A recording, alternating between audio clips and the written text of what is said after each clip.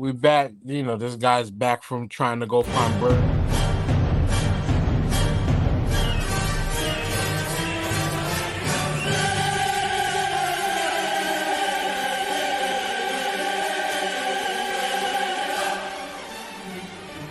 The Star. Yeah, y'all already know. Seven the pan. That dude Biz on the beat. Yeah. We live in entertainment. Sound change. Crown the kings only.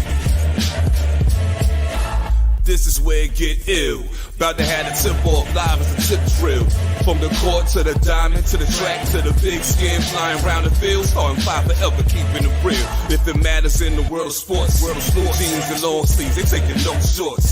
Hot to death, oh yes, these other sports podcasts live as a pros course. Biz market wave, the starting five goes off.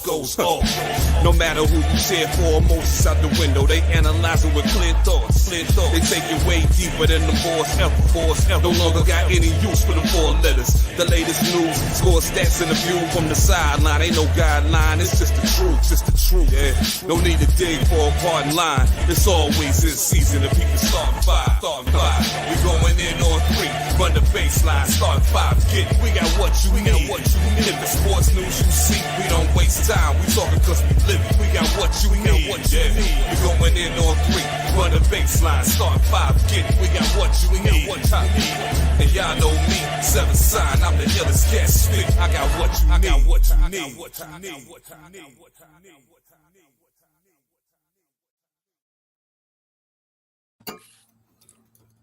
As I was trying to say, Big O, he went out to Canada to try to find Bret Hart, and I don't know if it was a success, but the brother's gonna be here in a minute. Funny enough, we're doing this show while shouts out to AEW, and we're missing their version of WrestleMania right now in All In. But once we done, about to go All Out to make sure I see All In, and then next week I think is All Out. But I'm tired of rapping corny ass bars just right now. You know who I am, your boy the mayor. Looking like a tribalist today because I put my All Elite graphic up there, even though I know better. Newest episode of the Start 5. Y'all know what to do. Hooksrub.com. 20% off your order. Use that code START5. While I mirror my camera, TJ, what up? What up? What's up, y'all? One of the last good weekends in the tri-state. Weather's beautiful, no rain. Life is good. I got some real serious traveling coming up in these next 6 weeks. I'll be just on the move. So I'm excited. I'm happy. Life is good, man. The vibes are immaculate over here, as usual, man. That's what I just got to do. I got to maintain the immaculate vibes, bro. And that comes before any and everything. But I'm going to pass it down to the guy whose vibes will be immaculate if the Commanders ever even get a playoff win. My man. You know what? I'm just gonna be honest, right? The hate is real because I purposely came in a little later. I purposely came in a little later today to let you have your bounce back because you seemed a little butthurt about me getting box. Okay? I'm gonna let TJ have a little hooks, rubs, and spices bounce back, and then first thing you do is take a shot at me and my commander. That's fucked up, but we're gonna be better than the Giants this year. So yeah, you are. You're not saying nothing to me. But I ain't really had nothing going on. I wish I was gonna be doing some traveling, but I'm not because unfortunately for me, I still got kids that go back to school. And so the money getting real funny. What is that like? I don't even know what that's like. Man, I gotta get out of this school. I need them kids to go to work. Back to school is happening for me, so I'm kind of fucked up. But Jamal, how you doing, brother? I'm hanging in there, man. Even another Sunday. I'm taking care of my father-in-law this weekend, so I'm a full-time caregiver right at the moment. So I don't have my libations with me that I usually have when I do the show, but it's all good. Brother? Yeah, man, you ain't saying nothing about the Giants, bro. I don't have no false pretenses about where that squad's gonna land this year. I don't know if they're interested in football, honestly, as a professional organization. They just may be interested in selling merch. That's about it right now. But Yeah. Dude, Yeah. when I seen the tackle number 91 on the Jets fucking bull rush his way and hit him and high. Like he had the lineman up like this, standing up, Evan Neal? Was that Evan was Neal? walking, I guess, but he was Yeah. walking with him backwards like this, Mhm. like at his own will. And then one arm slowed down DeVito. The linebacker came in eventually. 91 finished the sack. It was in like the second quarter. I was Man, just like, yo, this is y'all are in for a world of hurt, and that's just the backups. No, that was that's an last exact year we was in the replay world of hurt, bro. of my mom's trying to stop my pops from killing me when I brought home a bad report card. That's exactly what that shit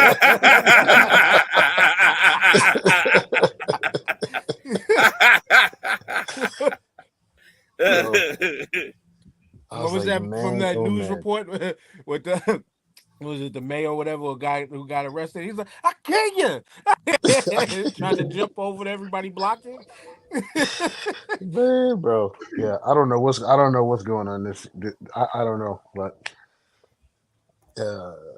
they may have to blow it all up again if they don't if well, we know usually you Listen, can tell the Giants season listen. after 4 games. That's the way it's been the Yeah, last 12 years. that's it. 4 games tell you everything. Yeah, listen, I'm looking forward to basketball season anyway, Jay. So you know what I'm saying. Oh, come on now. We all know we all know what we are looking forward to. October can't get here quick enough, sir. As far as I'm concerned, basketball season already started. Shit. Whew. We'll get into it though. Yes, sir. Every Sunday, it's like my connection up, even though we talk for like 10, 15 minutes before we start. So while we do that, Tyrone, a couple things I wanted to get off your chest. We're just gonna dive right into the NFL season. We're gonna just go division by division, give our predictions. To be at the basement of each division, and like usual, That's his audio, or was that me? Playoff predictions. It's his. Dan's audio? Okay. Yeah. All right, let's. Oh, before we get into football, you said let's go over this stuff before we could jump. We jump right into the predictions. Before we get into football, I want to talk about so Floyd Mayweather had an exhibition fight with John Gotti, and I knew it was just an exhibition fight. You know what I'm saying? I know it's just Floyd's just doing something money grab or whatever. But the ridiculousness now of it is that this fight was not even competitive. Floyd was just basically beating Gotti up, not even trying to knock the man out, just beating him up. And then Floyd literally fired a referee. And I don't know in boxing standards, I didn't know that they had backup referees on standby. I guess they do have to have them just in case the referee accidentally gets knocked out or something. So I do know that they probably do have to have like a backup referee. But for Floyd to just turn to the referee and go like, get the fuck out of here, you're fired, I don't want to deal with you. And to bring in another referee, I thought was like one of the most ridiculous things I ever seen in boxing. And I don't know why I watched that fight. I just was interested, but now I'm just like, this is we need to eliminate all boxing exhibition fights from now on. Like, just cut them out. Like if it ain't ranked, it ain't for a belt, it ain't real, it ain't sanctioned. Let's just nix it, because that shit yesterday was like some wrestling shit. It's scripted, man. Yeah, when you own the carnival, you make the rules, man. That's what it is. So he had a referee stage like they got rid of Danny Davis and brought in what's his name, Earl Hebner. Earl Hebner ran down. I mean, that was just the most outrageous thing I saw in something that's supposed to be a real sport. You know what I'm saying? I couldn't believe it. When the referee left the ring, I said, well, what the fuck's going on? And then I saw another referee come on out, get in there. I was like, this is fucking outrageous, bro. No, that's just how they do, man. It's an exhibition, man. I mean, so good for him. People paying to see it, you know. he collecting the check off it. So Man. I mean, as long as people keep paying to see it, I mean, you see now, the exhibition fights is what's making the money. Yeah, but I don't. Sound like when Nick Patrick used to run down from the back to save somebody from the NWO from losing.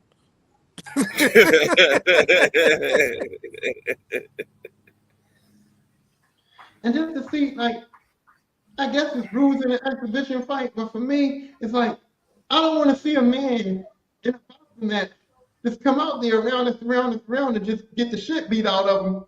No reason. And it's like even if I was in an exhibition boxing match and Floyd was doing to me when he was doing to Gotti, after the 4th round, dude, I'm out. It's the exhibition. It ain't about nothing. It ain't about no money. It ain't about nothing. I'm not being competitive. I'm quitting. Gotti went and did the whole 8 rounds, dude, and just got beat the fuck up for an exhibition fight. And I'm just like, dude, like, why would you even do that, bro? Bow out, go home, get your money. Don't get 150,000 for nothing. So if you try to subject yourself to that bullshit again, think of it as an art piece. This was the exhibition of how to get your ass whooped. Think of it as another art piece, like how to get your block knocked off and get fired from your job mid 2 hours into your shift.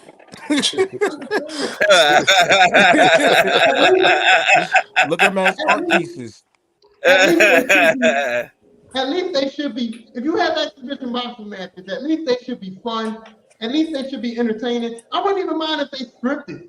Like even if they scripted it to make Gotti look presentable or something, or scripted it to like maybe have him knock Floyd down real quick, something else to entertain us, that would have been cool. But to just have Floyd in there just showcasing his boxing skills and just beating this man up for 8 rounds, having the whole theatrics of firing the referee and all. Oh, and the timekeeper didn't ring the bell. It's supposed to be 2-minute rounds. And the timekeeper thought it was 3-minute rounds, like regular boxing match, so they didn't ring the bell after the 2 minutes. It was just too much fucking shit going on in an exhibition boxing match that I was just like, just cut it out now. They was just doing it for the money. That was just a pure money grab, bro. Listen, and that's Floyd how it is. Made use of his time in the WWE, bro. He learned well from that little stint in the WWE. Bro, it's a money grab. It don't care what it looks like. The people paid already. Just continue to line my pockets, man. I don't give a shit at this point. Y'all in the building. You can't ask for the money back. Next up is Mayweather Big Show 2. No, that ain't. But TJ, you mentioned about a big show going on in the Bronx now. Yeah. Say what you want about the Yankees, love them, hate them, what have you, but what Juan Soto and Aaron Judge are doing in the league right now is nuts. I don't know how old you are. You guys might not remember the Bash Brothers with McGuire and Canseco. You know what I'm saying? Them dudes was lights out. You couldn't pitch to those guys. They were hitting balls out back to back, damn near on a nightly basis. This is the modern era of that. And the stats they're putting up is on some fucking 2K shit right now. Aaron Judge is a video game. That's what Giancarlo Stanton called him. He said everybody else is just grinding because the man leads the league in home runs, RBIs. I forgot the other one, and he's tied. He's second in batting. He's going to win the home run crown, but he's second for the triple crown in terms of batting average. And Bobby Witt Jr. is having an insane season himself. Betting damn near 350. Aaron Judge is betting 338 with 49 home runs and damn near 120 RBIs. That's just stupid numbers. They were saying right now that if by the time the season ends, no team has had 2 teammates walk 130 times apiece, not combined, apiece. Aaron Judge walked 130 times. Juan Soto. That's insane. That is insane, bro. 130 times? Because they cheated. You're on mute. I would say you would have thought that would have happened in like the era of Kenton Bonds. Yeah, no. You got to go back to the early 1900s. to even have two teammates walk 120 times apiece. Yankees, It hasn't been done. They're cheating, bro. There's no reason. There's no reason in the lineup to have, like, in a normal lineup when you have two stars like that, you'll have them bat in a different position so that, you'll have somebody in the beginning of the lineup so that you can get on base. You have somebody at the end of the lineup to try to make it. Was never like that, bro. It was never like that. No, they're putting them two in the lineup. I will let you keep screaming, and then we're going to diffuse that right now. No. Most of for me, I'm thinking you need a lead off. You need somebody who can get on base. You need somebody to play cleanup. For them two to be in the middle of the lineup back to back is fucking insanely cheating, bro. Because who do you pitch to? You're going to put in a bad situation. You're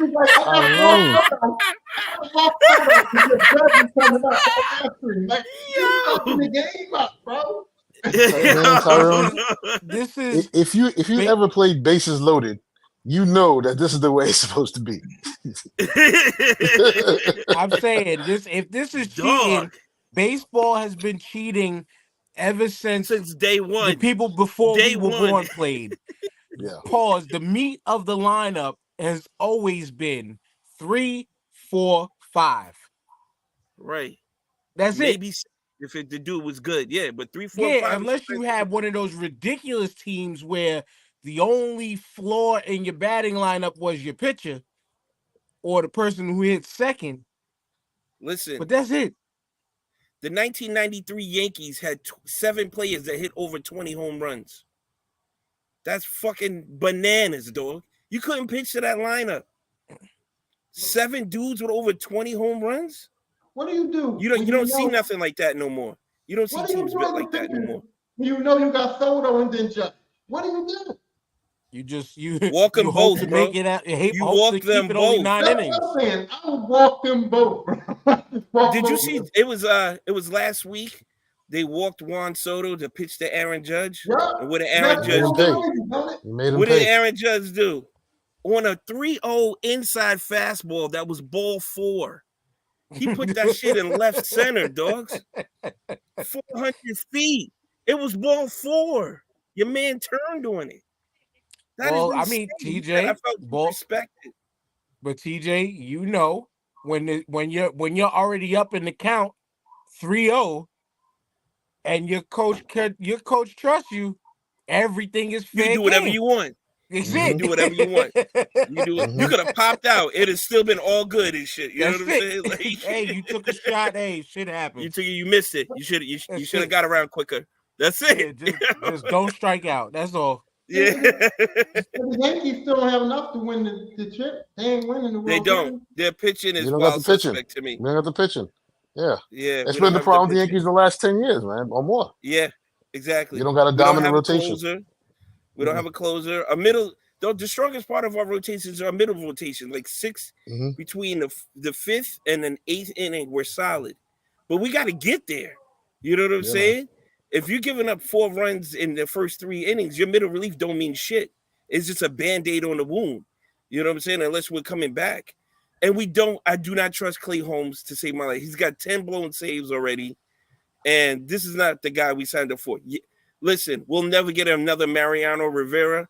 I don't know if you'll ever see that type of dominance in the major leagues again by one person off of one pitch.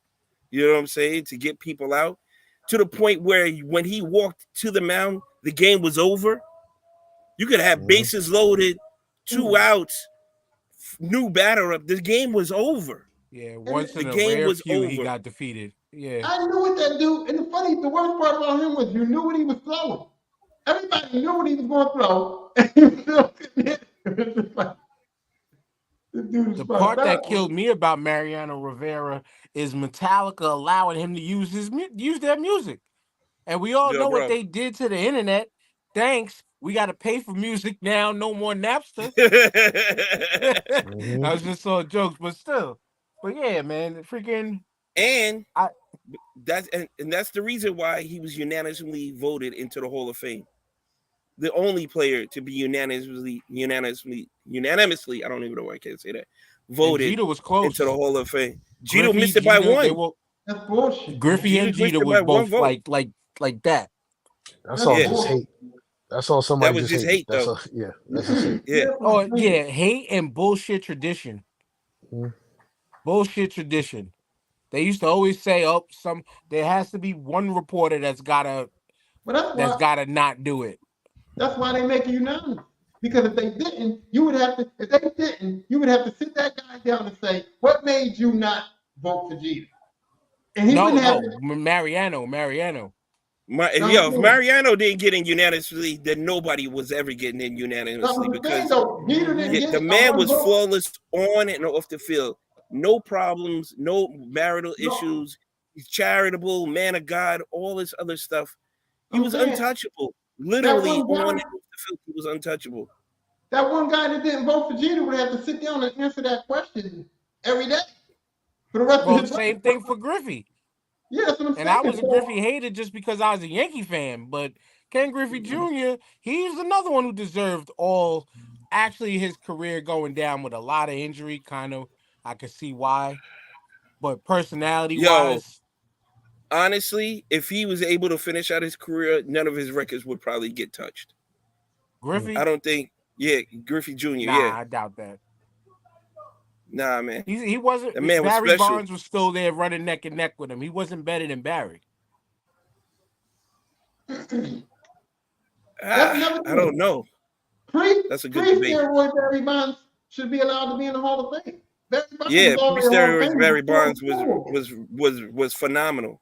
Was phenomenal. With or without, y'all know my stance on that shit though. With or without, it was in the parameters of the game at that time. Of you the era, villainized it after the fact. Yeah. After the shit was already too late. Yeah. It was so widespread, put them in. That's it. Those guys all need to be in. Yeah. How many people are in already that did take? Yeah. That did get caught. Like, you know what I'm saying? They should just put an asterisk by their name to say that they may or may not have been steroid users. That's it. So, circling back to my original, because Juan Soto, for all intents and purposes, is having an MVP season. Hands down, would be one of the best seasons. It's his best season personally. He's broke his own personal home record for home runs already.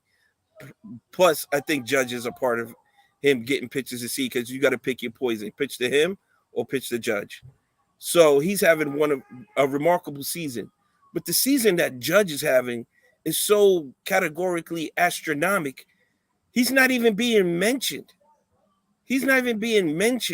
Which is insane for the numbers he's been putting up. All due to, and not only that, Soto's only 25 years old. He didn't even hit his prime yet. The kid is 25 years old. And he's going to get the bag he wants when this season's over. He's clearing 300 easily.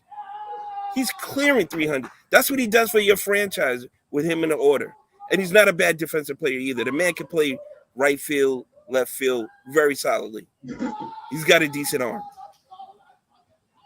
The only thing that would be even more crazy if the Yankees either signed Ohtani or Ellie De La Cruz out of Cincinnati to make that lineup just pure nasty, just nasty at that point.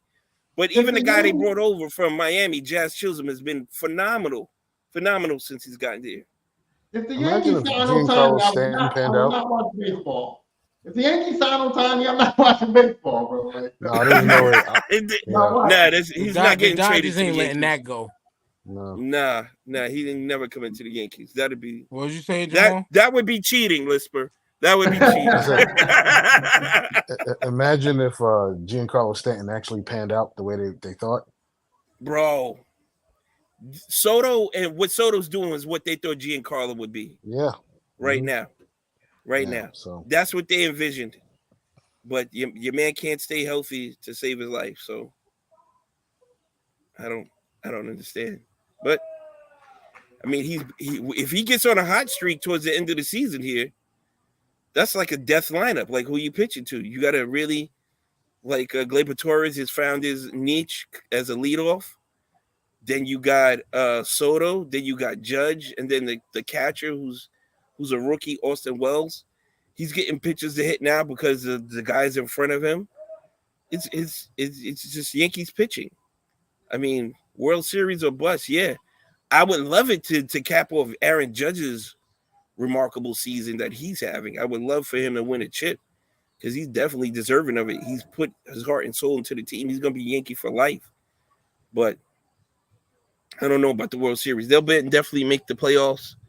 They're going to have to get a little lucky because I don't think their pitching stands up. They're going to blow a save. If it's a one-run game, you got to – and, you know, second and third, 2 outs. I don't trust Clay Holmes to get that third out right now. I don't trust it at all. Cool. I'm praying that he hits a ground ball somewhere at that point. You know what I'm saying? Just hit it at somebody, please. Well, Please. you know who never to trust? Washington's GMs right now. Because why the hell did they give up one of your best wide receivers, probably your best wide receiver, in John Terry Johnson to my McLaurin. Eagles? I don't want to talk about it. I don't understand the whole concept, but I mean, it is what it is. I don't know what they're doing. They're investing in their future. Maybe they don't want to pay guys. I don't understand what they do over there, but it is what it is. Not to a division rival, though. Not to a division rival, dude. Ship that guy across state. They don't TJ, care. you Bro. got some nerve to be yelling at? You got He some just nerve drove to be yelling at? Move. He don't have to move from his apartment. You gave Saquon. Saquon to the Eagles. No, got we some didn't nerve? give him. We I didn't know give you let him. anybody You let him kind of just walk to us. He I mean, he walked walked down the Jersey Yeah. Turnpike. Yeah. He said, "I'm Yeah, home." We would niggas." never. We weren't going to trade for him. All right. Listen, that goes They into the wasn't whole gonna pay for him narrative. either. Yeah. It goes into the whole Giants narrative that we'll get into when we start talking about these ugly ass teams we got to play this year. Well, speaking of, you know what? We normally save our division for last, but we're going to go there right now. Because I had a dude that works for me who's been a Giants fan his whole life talking about, man, I might have to give up on him. I'm tired of this shit. And the organization is racist. What's y'all thoughts, Jamal, TJ? Well, we still haven't had a black QB, right? Except for Tyrod. Right, but he I was a haven't backup. started a black QB. Yeah. I think. No, Geno Um, Smith was there. Geno yeah. Smith played a Yeah. few games for the Giants. What was that? Either 2017, I think, or 2018. hmm That was your first time you ever started a black quarterback? It's Yeah. just y'all never drafted one, I think. Never. I don't know, man. They are an enigma, man. I don't know what to make of them. Their starters didn't play enough in preseason to get an idea. I mean, you don't need to see any more Daniel Jones and know he's trash, but they took the approach of building everything else around the team and getting the quarterback last. So if that's the hill they want to die on, we'll see what happens. But I know But that GM and Dable has one season to prove something. I think Before they did got they to blow it really up again. build? Did they really build the team from the ground up? Our offensive line, which has been shit for the past 3 years. I mean, like sandbag riddled Katrina type shit. Like, they pose no threat to the defense. It's fucking like going through an easy pass toll. And so, listen, Daniel Jones, yes, he's not great, but the man never had a chance to get comfortable because he was running for his life the whole day. Dan says football's a team sport. Football is a team sport. He never had a chance to get comfortable, yet they paid him well enough to dig your feet in, kick your feet up, get as comfortable as you want. Now, hold on, Tyrone. I know you got up. My point. I want these Giants to wallow in misery for a second. Nah, man, no misery. There's no misery. You just don't know. You just don't. Nobody knows what they're gonna do right now. Just because they're not jumping out the preseason. Nobody looks great in the preseason. I do like Malik Neighbors. He is the next best thing to Odell since we had Odell. So if we get a quarterback or Jones finds his his hands 10 times a game, then I'm happy. That means we must be winning. The O-line has to give him time to throw, and they have to open up holes for the running back. Saquon, we wasted Saquon's greatness because we had shitty offensive lines. Yeah. You can't do that. But you can't win like that. We got lucky 2 years ago for the Vikings. I don't know what happened. We had a very good defense, basically. That's what I was gonna say. The difference in the Giants is the defense. If the defense, the defensive line is nice. Get it out, Tyrone, because I wanted the Giants heads to go, but get it out. Get it out. Yeah, keep itching. Get it out. Y'all missing the whole thing about y'all had somebody back there named Eli Manning, who wasn't a world beater quarterback, who won 2 Super Bowls running for the flag. But he had an offensive line, Tyrone. He had an offensive line. He's not playing right now. For his life. The offensive line was terrible Eli's whole career, and he never No. Yes, they were. No. It can't be terrible if they went to the playoffs like 8 times in his career, bro. TJ, yeah. Even though he's going back years, because we're talking about right now. No. Eli used to run. This is how I'm relating to right now. The Giants said, "Hey, we had Eli Manning back there, who we can admit wasn't that great. It wasn't athletic, right? And he was running for his life on the offensive line. Time out. We ain't admitting nothing. So now we got Daniel Jones, who we know can run. So they figured like Daniel Jones can run. So we can win with Eli, who wasn't athletic, with a bad offensive line, and Daniel Jones is athletic. He can run. He can move. You can't compare Daniel Jones' offensive line to those offensive lines of Eli Manning's, bro. You cannot even compare the two, dude. You can't. It's no comparison between those offensive lines. Yeah, he may have been running for his life after 3 seconds.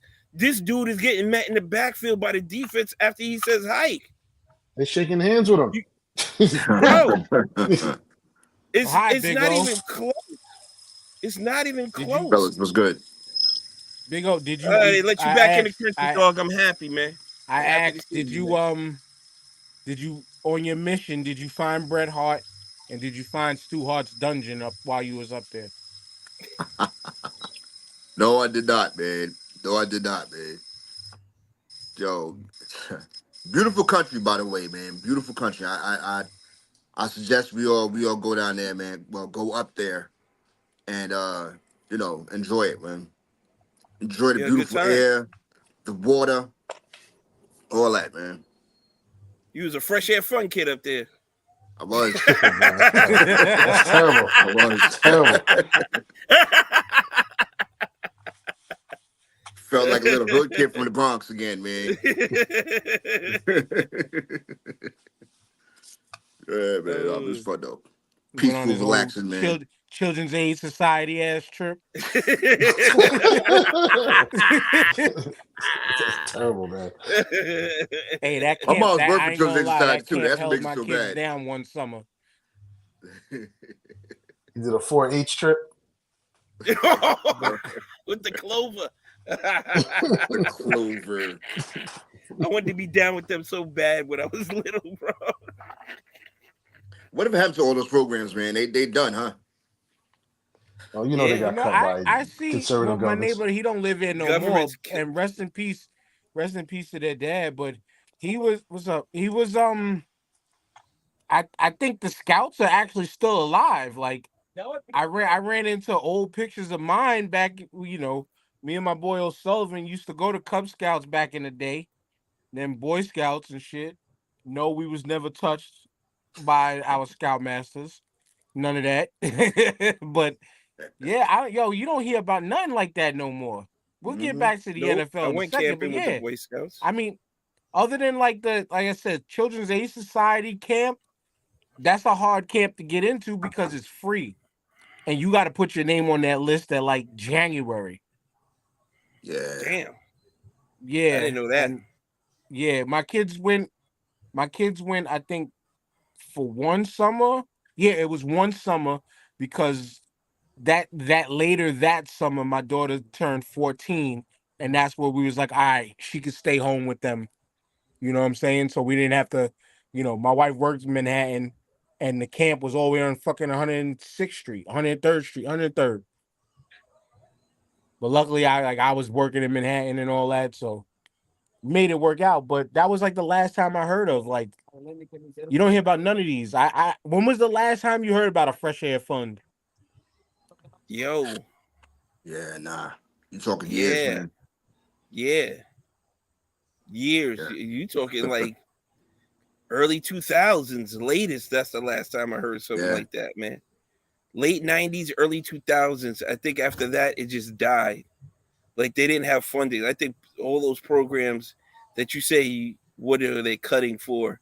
That's what all that shit was. And out of sight, out of mind, right? You don't see it no more. But the kids who were in it are the ones that are really affected by it. But you don't, if you don't got no boys or you don't know people or family friends that are in it, you don't know. You don't even know how it affects them because that's not relevant to your neighborhood or in your circle. You know what I'm saying? But to get these kids out of the city was a life-altering experience for them. Like, you know what I'm saying? That's something different. Like Common said, he was asked his boy how traveling the world sounds. And then he just realized he ain't been past downtown.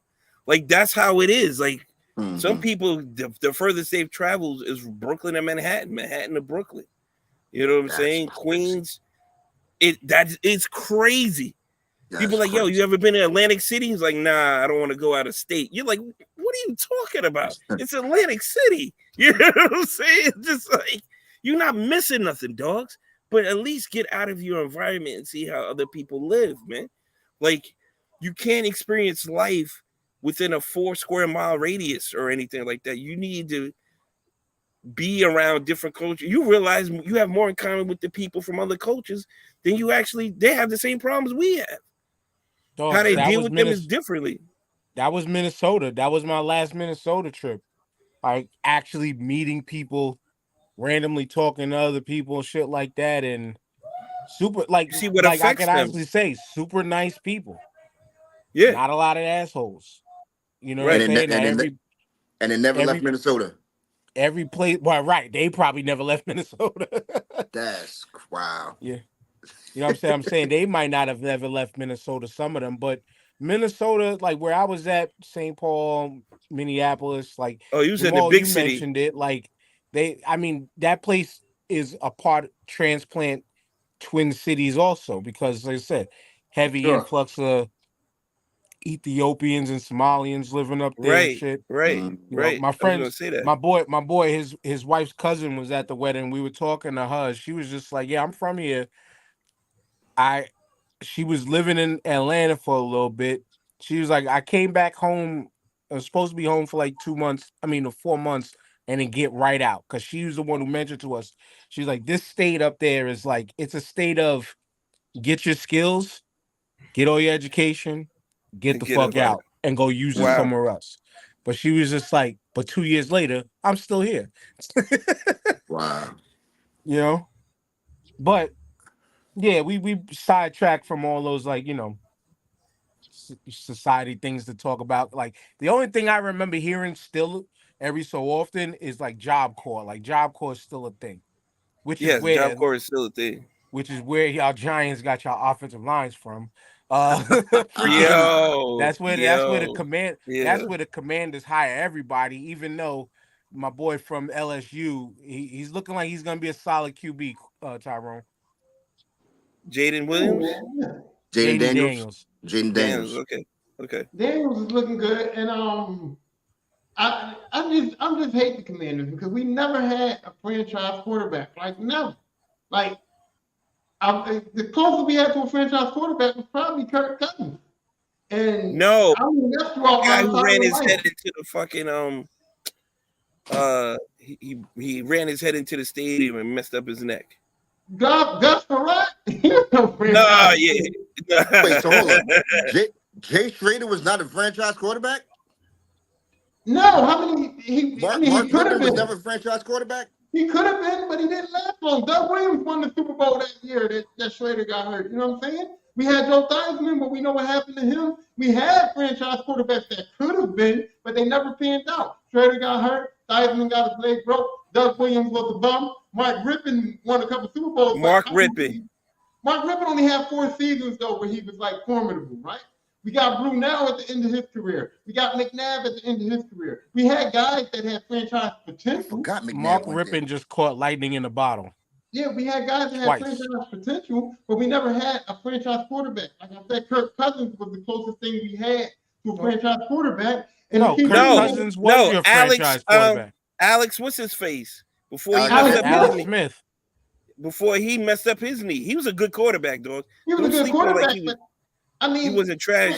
That injury fucked it up for y'all. a franchise quarterback got to be 10 years or more that can hold your team down for 10 Oh, years. you'll or more. never had a guy for more than 4 years. You'll never Right. get that. Right, because they just keep getting fucked up over here. I don't know what happened. It's always a knee injury. Lawrence Taylor cursed y'all, and then y'all been fucking down. Playing quarterback for the Washington Commanders is like the Madden curse, dude. Like, as soon as you get on that team, you know you got a couple of years before you're gonna get fucked up. Well, RG3 it's, again- and what's his face? Yeah, but I'm hoping that Jaden Daniels might be the one, man. He might be the franchise quarterback for us. I'm hoping. Well, Right. I mean that's always a bonus. The problem that your team always had is y'all defense always started a season hot. Always started a season hot. And then once y'all started losing leads, they played like they give up. Unless they were playing against an NFC East team. Mm-hmm. I hate that too. Because every year, we always have these 1 or 2 close games that could have been the difference in the playoffs, and we fold at the end. Like you said, the defense lets a ridiculous play happen or lets something go on where it's like, how the fuck did that guy get that wide open in the game? And you know where it started? Whose man is that? It always started with bum-ass Kirk Cousins, though, bro. We'd be in a game, we'd be winning, and then Kirk Cousins would throw the most dumbest interception, and you could see everybody on the sideline go, here we go, fuck it. It's over. You like that? You like that? Kirk Cousins has been out. That That's dude's why been we on that didn't- team for about 2-3 years now, man. He's still getting blamed, man. That's why he left. It's the Because ghost of Kirk Cousins. The ghost of Kirk Kirk Cousins Cousins. throws the most ridiculous interceptions, bro, at the end of the game. He It was does. almost like he was paid to He do it. does. He does. Well, He does throw some wild shit. They always look like the worst is because they come at the absolute worst moments. That's Well, that means that's it is really the what worst. it is. That means it is the worst. Kirk Cousins has always been a solid QB. I mean, he's a guy that Regular like season. now, of course, we have other names or whatever. But if a lot of the bigger names weren't available, I would start a franchise with that guy. Like we're gonna get to the division later, but if you're rebuilding Atlanta Falcons, I would go get a guy like that, which they did. Yeah. So I don't know if any of you all saw the Netflix documentary QBs. Kirk Cousins was on that. You got to see a different side of him. Like, the man is very down to earth. Like, even though they hit him with the big chains and everything, like they bring him in, he's invited to the barbecue type shit. Like, he's a real homebody. His wife is the same way. You know what I'm saying? Like, everything he encompasses. What kills me, and this is how you know she's a ride or die. She's going over the playbook with him. What are you doing to cover 2? What are you doing? I'm like, oh shit, she knows coverages. She knows. So she's invested in this man and having him being successful as he is at being successful. You know, Kirk Cousins signed some monster contracts. He gets his bag. He gets his bag. Kirk Cousins is like, yeah. And Washington franchised him how many times? Yeah, like And make him the top 4 years. top That's paid quarterback why in the he league. signed them big bags, because his agent played smart with him. We gonna take these franchise tags no matter what, because as I always remind y'all, the franchise tag is a wonderful tag to get paid under, because you get paid amongst the top 5 of your position. Yeah. It's good. It's good for quarterback, not so much for running back though. Because the pay scale is different now. Yeah. Here's what's crazy about it, though.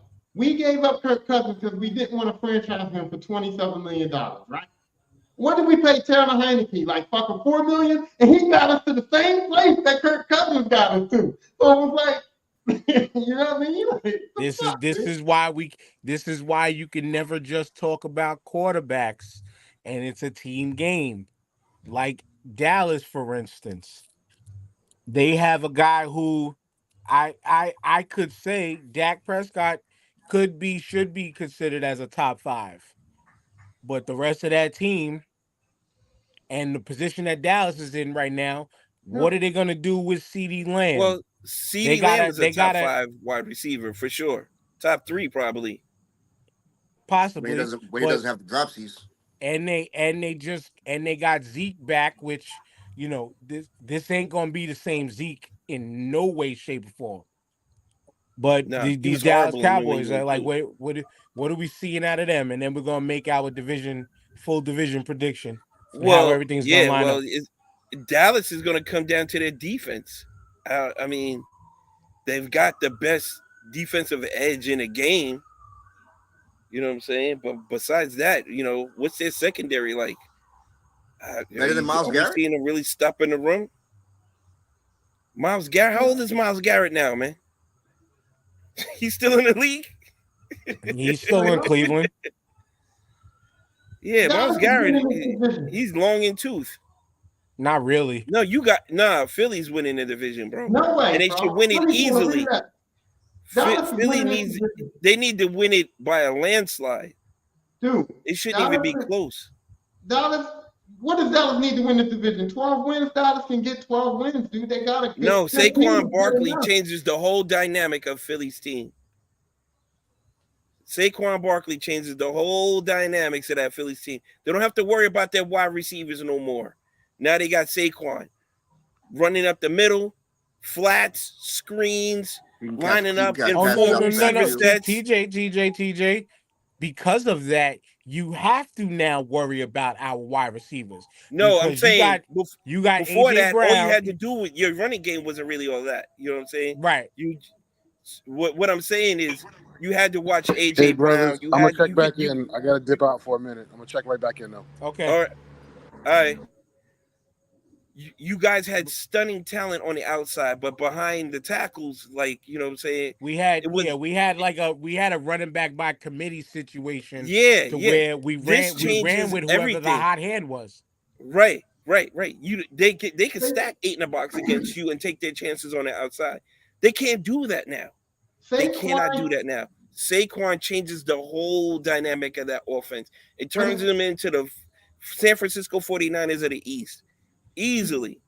But he can't block. And I hate saying that shit. He can't block. He can't pick up a blitz. That's the problem. Saquon can't block. He can't pick up a blitz. Eagles are going to get killed on the blitzes because Saquon ain't that dude to pick up blitzes and block properly. And that's going to be he won't have to block. He'll be in a 5 receiver wide set spread, and now you got to choose who you're going to line up against because the ball is going to him. He's going to beat the linebacker, and he's too big for a corner. Okay. That ball's coming out there quick, boy. So you got him and AJ Brown lined up on the same side, and they do a little crossing pattern. That play's going to fuck because they're both probably going to be open. To win the division, though, over the Cowboys, the Eagles are going to have to win 13 to 14 games. No, the Cowboys are not that good. The Cowboys won 12 games last season. That was last year. They're better.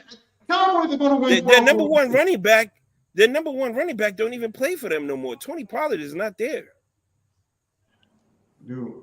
All I know is, man, I cannot see myself playing with Philly when I'm Madden, man. I can't do it. Jesus Christ. Philly should scare everybody. And Jalen Hurts needs to work on his accuracy.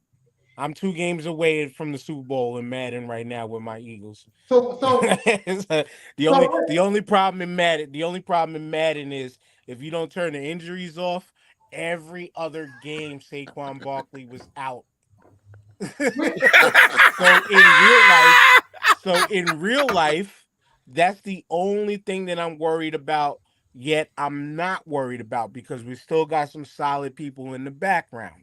But again, with the addition of Jahan Dotson, you now gotta, if Sirianni puts them, if Sirianni puts them all on the field at the same time, which we got another great offensive coordinator that we took from the Chargers, who was formerly of Dallas, and Kellen Moore. This guy's going to set up some offensive schemes that people are going to, their heads might be spinning, because how are you going to stop AJ, Devontae Smith, and Dotson at the same time? With, like, Wait a what minute, and TJ then you line said, up Saquon. with You line up Saquon right next Barkley to them. as a problem too. It's not fair. Saquon can catch. Saquon knows how to catch a fucking ball. And then, Not fair, man. and then defensively, I think we are in a better place starting the season now than the way we finished last year. So if you know, I'll call bias on certain things. I can be a realist about my Eagles team, and I'm going to be a realist now. Dallas is in second place this year. Yeah. Philly Absolutely. is going to win this division. They should. And the If only they prediction don't- I'm looking for is just a great showing in the playoffs. The further we go, the better I'll be. If Philly has to go into the playoffs as a wild card, that'd be disappointing because they didn't win the division.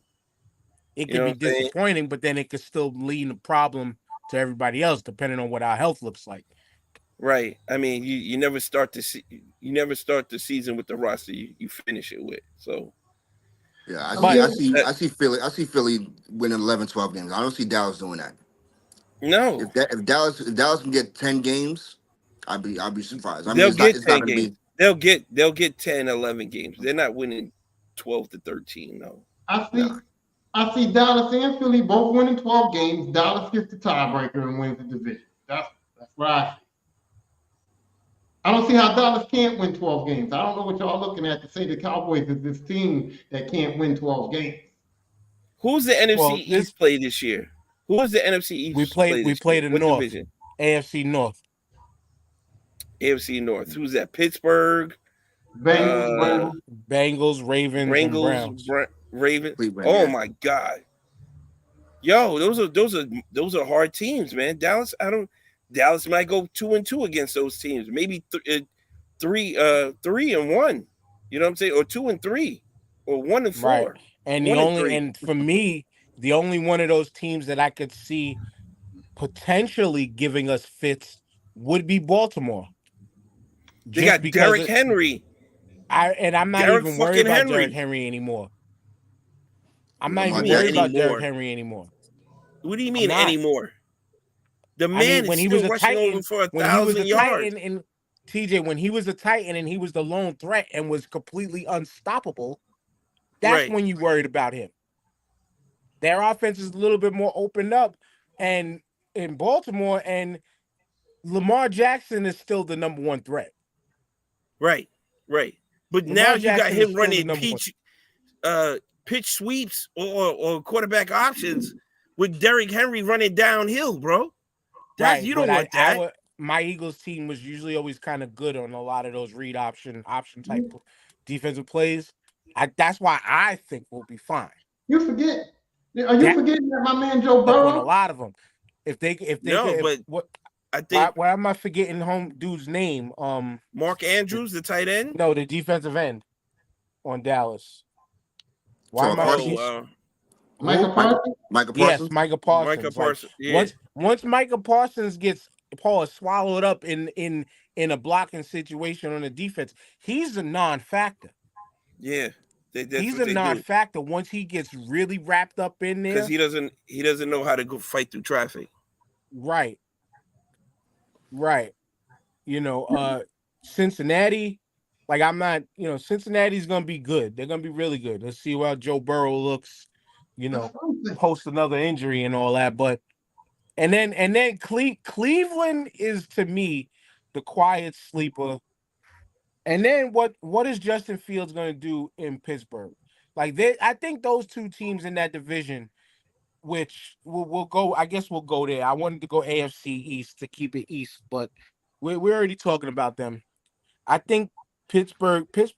That's gonna be the old school black and blue division this year, like usual. But my bad. You know what? Fast forwarding too much. I got Eagles, Cowboys, Commanders, Giants. Who you got, Tyrone? You said Cowboys. I got Cowboys, Eagles, Commanders, Giants. TJ. I got the same list you got, man. The Giants are last, and the Oh, Eagles are first. Yeah, I got Eagles, Cowboys, Giants, Commanders. What? so All right, I like you, give O. I give like you, yourself O. an ounce I of like hope, you, right? O. I like you, O. give, I like give you, y'all O. niggas an ounce of hope. I see what you did That's there. it's still a rookie quarterback, man. You still put I'm, the rookie I'm quarterback gonna out have there, to man. introduce a challenge flag for when O or Tyrone like says the most egregious shit. We'll have a challenge flag that we're gonna throw. No, put it in the fridge. Wow. But back to the AFC North, man. I will say for where I think Baltimore is really gonna go this season, but I'm calling Baltimore, Pittsburgh, Cincinnati, and Cleveland. But everybody's gonna have a winning record. I'm saying that 3 teams from the AFC North make the playoffs: the Bengals, the Ravens, and the Steelers.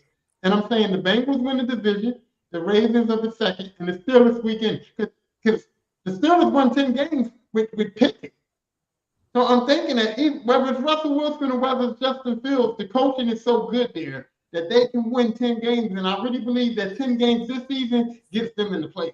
So this is the only division where I'm taking 3 teams to make the playoffs out of that division. I gotta agree with that. Like I said, Cleveland to me is gonna be the unfortunate outside looking in, but with a winning record. It really depends on Deshaun Watson this year in Cleveland. Like, he's got a full season, I guess, under him or whatever, a full training camp. He's got no more distractions. Like, he really needs to step up and earn that monster contract he signed while he was suspended. So, like, it really has to come together for them. They've got a great running game with Chubb. You know, their defense is kind of solid. They got solid corners. They're one of the best corner tandems in the NFL. So, like, they're a well-rounded team. They got studs on the defensive line. Like you said, Myles Garrett is a beast. So they should, like Tyrone said, they should win 10 games, if not more. So, but I believe head and shoulders, Baltimore is the best team in that division. There's some holes. I mean, Joe Burrow's good, but there's some holes in Cincinnati. There's some holes in Cincinnati. They're having problems signing their wide receivers. So we'll see what that is. I mean, Joe Burrow's really never had a great offensive line to begin with. He's making miracles out there. Well, I mean, so we'll see. We'll see. I know why you're going Cincinnati, Tyrone. why? But because the other quarterbacks are black in the division. I knew you was gonna say that, but I didn't want to say it. I knew you was gonna say that, but I didn't want to say it. Joe Burrow got sacked 9 times in the playoff game and still won it. You know what I mean? It's like, so I don't. So the offensive line don't really matter for Joe Burrow over there in Cincinnati. And let's look at those black quarterbacks. Okay, you got Justin Fields, who nobody Joe has faith in. Burrow's coming off an injury. What you talking about? The offensive line don't matter for him. I mean, it didn't. He got sacked 9 times and won the game. Ain't slow that man's grind. No. Listen, y'all acting like these black quarterbacks are good. We don't know about Watson. He's suspect. We know Russell Wilson's on his way out. Justin Fields, we not sure on. Ain't nobody confident in him. And y'all know, I told y'all, Lamar Jackson is not sustainable, and he proved it last year when he stunk it up in the AFC Championship game. So So Joe Burrow is the best quarterback in this division. Period. So you certified my point pretty much. But TJ, how is that division lining up for you? Baltimore, Cincinnati, Cleveland. Who's the outlier? Oh, Pittsburgh. God damn. I don't want to even do that to Pittsburgh like that because Mike Tomlin got two real quarterbacks this year.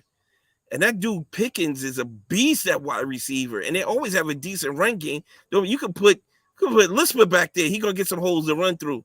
You gotta hit him fast. He ain't fast no more. He gotta be fast now. You know what I'm saying? Because he ain't breaking no tackles. So and Justin Fields, I believe Justin Fields already beat out Russell Wilson for the starting role. I think that damn near was almost day one.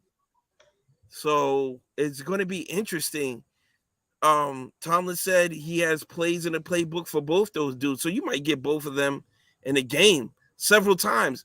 If the hand is hot and they're gonna milk it, that's your ass.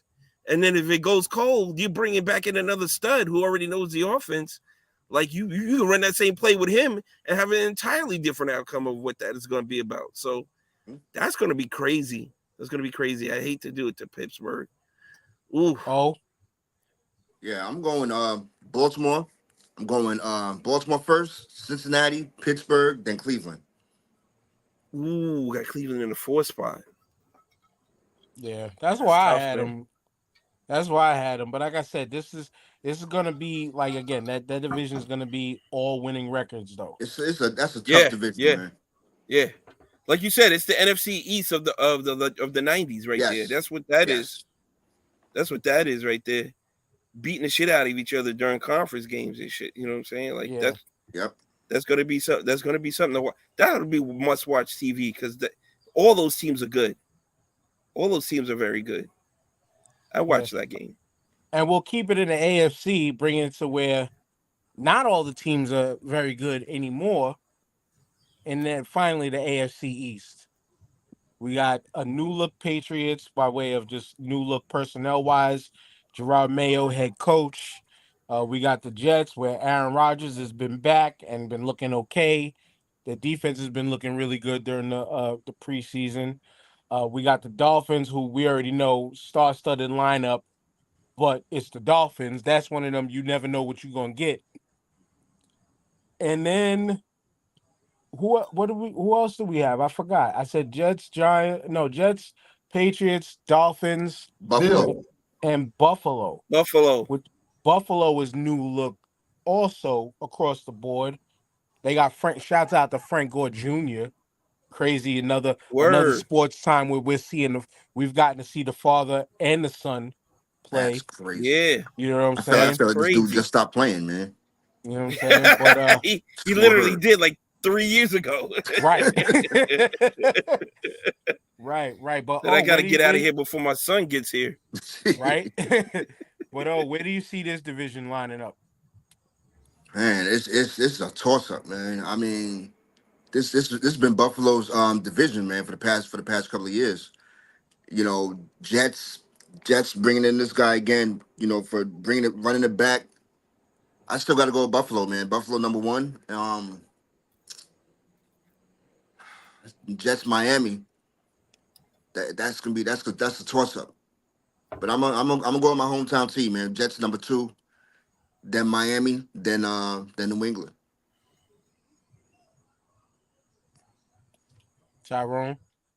I agree with I'm going with the Bills because they the ones I have the most faith in because they've been consistently doing it. I'm going with the Jets because their defense is tight. They won 7 games last year, and Aaron Rodgers puts them over the top of me if he stays healthy. The Dolphins, I just don't trust, dude. I don't trust Tua. I don't trust the Dolphins organization. And then the Patriots, they're not good enough yet. And so, I'm going with the Bills, the Jets, the Dolphins, and then the Patriots play. This is where I think this division, just like Tyrone said, the North, the AFC East is going to have the next wild card team in there. I'm going Jets 1. I think as long as Aaron Rodgers can stay up on both feet, this is going to be a major turnaround. And that offense is going to give teams problems, along with a very solid defense. Breece Hall's a solid Word. New England's last. Sorry, Brian. Sorry, all y'all Patriots fans. That run. Don't be sorry. Fuck them. Over. They had their run, bro. I know. Ain't nothing to feel sorry about, bro. I'm being nice to our sorry about. I know, man, but he wasn't nice to us. They're in last place. And in lies where Miami's going to be second and Buffalo is going to be the team that's just going to make the playoffs in that last wild card spot. I'm not going to sit here and be one of those that's just everything is on Josh Allen. Everything is not on Josh Allen. Who's that number 1 receiver now? Yeah, I don't know if it's still Gabe Davis. No, Gabe Davis is not there anymore. He's gone. So I Gabe forgot Davis who it plays was. for Carolina, I think. Oh, he went for the money. he Yeah. made a money move. He didn't make a move to sustain and win. He made a money move. But yeah, I think Buffalo's gonna do a lot of hard scrapping. Wait a minute though. If Gabe Davis is going and Diggs is going and Buffalo don't have good wide receivers, and you saying that it's not going to be all on Josh Allen, who is it going to be on? It's all on Josh Allen. Everything. This whole season is riding on No, Josh I Allen. said no. I said it's not all gonna be on Josh Allen to why they lose. So what are you talking about? Oh, I thought you Defense still meant got to play. it is Whatever going to wide be on receivers Josh they Allen have to why now, they they lose. got to catch the ball still. If the Bills lose, it's all going to be Josh Allen's fault. Well, It's yeah, gonna be only because you know how I say it. Only because he's the biggest name on that team, and that's why it's gonna be his fault. He's gonna get all the blame just because he's the biggest name. But it's on you, TJ. Oh, Curtis Samuel's their top wide receiver, and He's not bad. King Coleman. Well, he'll be all right. Josh Allen will be all right. He makes wide receivers look good. This gentleman, I'm afraid you're wrong. So this is going against the grain, whatever controversy, whatever. This is the year of Tua Tagovailoa. All right, this is the year. Your man's gonna stay healthy. They're not gonna clean his clock like they do every year. You know what I'm saying? Because your man gets concussed. Your man gets seriously concussed when he's outside that pocket. But this is the year of Hill. Yo, TJ, I swear, if he gets concussed this year, I swear his mom's gonna run out the field and help his ass it's up, over. man. It's over. This is the year Tyreek Hill stays healthy. Yeah. This year Tyreek Hill stays healthy. Jalen Waddle was a beast last year. All right, their running back Devon A-Chain is nothing to write. You know what I'm saying? He wants all the smoke. He wants all the smoke. This year is the year, and I hate to say it because I got no dogs in these fights. It's Giants or nobody, but I gotta pick because I'm on this show. So I was about to say, I guess it's nobody for you. But keep going. Keep going. But the Dolphins are a serious deal. They're forced to be reckoned with. I love their head coach. He's very cerebral with the game. If he can't outmuscle you, he's gonna figure a way to outsmart you. You know what I'm saying? So he adjusts. His in-time game adjustments is phenomenal. So the dude knows what he's doing. All right. So I got the Dolphins finishing at the top of the division. And then for me, the toss-up is the Jets and Buffalo, because we all know where the Patriots are at. They're in the gutter right now. They're going to be there for a while. And nobody's upset about it. The Jets and I think Buffalo are going to be fighting for that wild card spot straight out the gate from game 1 to game 17. It's going to be the first team who loses 5 games doesn't get into the wild card. First team that loses 5 games doesn't make the wild card. That's where I have it at. I'll go the Jets because the Jets have a better defense and their offensive weapons look a lot better than what Buffalo's working with right now. I mean, you say Josh Allen, but yeah, Josh Allen's going to be 85 to 90% of that offense and getting it go. Their running back James Cook is phenomenal, but he ain't the bell cow carrier you think he is. He's not going to change the game like a Saquon or a Christian McCaffrey. So he's not scaring anybody. You know what I'm saying? So, yeah, the only reason I put the Jets finishing third and making a wild card is because they have the better defense and better offensive weapons. Gotcha.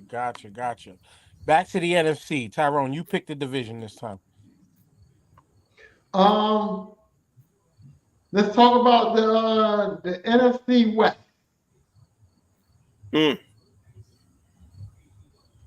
Because I'm going to say something here, and I'm going to go all in. Hot take. Go ahead. No, go ahead. Go ahead. No. Go ahead. Yeah, we want to hear this. For me, I'm going to be honest. I think that a healthy Matthew Stafford is probably the best quarterback in the NFC, period. And with him being healthy. In the entire NFC? In the entire NFC, I think Matthew Stafford is the best quarterback. A healthy Wow. Matthew Stafford, I think he's the best quarterback in the whole NFC. And I'm gonna go straight up and say that I'll pick the Rams to go to the Super Bowl. I Really? just do. So for me, I think the Rams are going to be back. They was on the cusp last year without Matthew Stafford. So with Stafford back and Cup healthy, I see the Rams taking that division over the 49ers. They do have a good running back too, Kyron Williams. So for me, the NFC West is going to go Rams, 49ers, and then I don't give a fuck what you do with the Seahawks and the Cardinals. They can mix that. One of them don't even fucking make no difference. But I'm taking the Rams over the 49ers. I'm not. Wow. Yeah, me neither. I think it's gonna be close. Because, the Rams got great receivers, and like you said, in Cup and Puka Nacua. But San Francisco really hasn't lost a step. I think is Brandon Ayuk didn't sign yet, I think, fully, right? No. So No. that's the real up in the air with San Francisco, to keep it honest with you. Yeah. Christian McCaffrey, though he stayed pretty healthy last year, health is always a risk factor with him.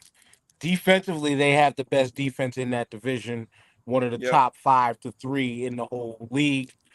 Yep. That I think their defense is going to have to carry them a lot this season, though. I'm not even going to talk about Brock Purdy. He's been solid, but and just like any other team, beneficiary of the system that fits you and the caliber and Right. quality of players around you.